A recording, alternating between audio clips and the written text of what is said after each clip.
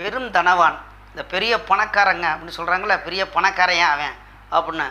அப்படி ஜாதகத்தில் இப்போ நம்ம ஏதாவது இருக்கா அப்படின்னு பார்த்தோன்னாக்கா, லக்னத்துக்கு 9ஆம் இடத்துக்கு அதிபதி 5ஆம் இடம் அல்லது 7ஆம் இடத்தோடு இணைவு பெற்றிருந்தாலும், அந்த இடத்துல இருந்தாலும், இல்லை அந்த இடத்துல பார்வையே இருந்தாலும் அவர் பெரிய தனவான் அப்படின்னு ஜோதிடம் சொல்லுது.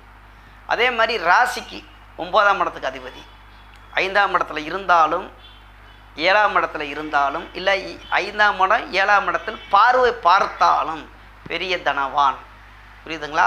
இப்போ லக்கணத்துக்கோ அல்லது ராசிக்கோ 9ஆம் இடத்துக்கு அதிபதி அது யாராக இருக்கட்டும், அது எந்த கிரகமாக இருக்கட்டும், அந்த கிரகம் 5ஆம் இடத்தில் இருந்து, அப்போ இதுக்கு விதி இருக்குது. 5ஆம் இடத்துல இருக்குது, எனக்கு பணம் இல்லை அப்படின்னா அந்த இடத்துல கெடாமல் இருக்கணும், சுப கிரகங்களோட சேர்ந்துருக்கணும்.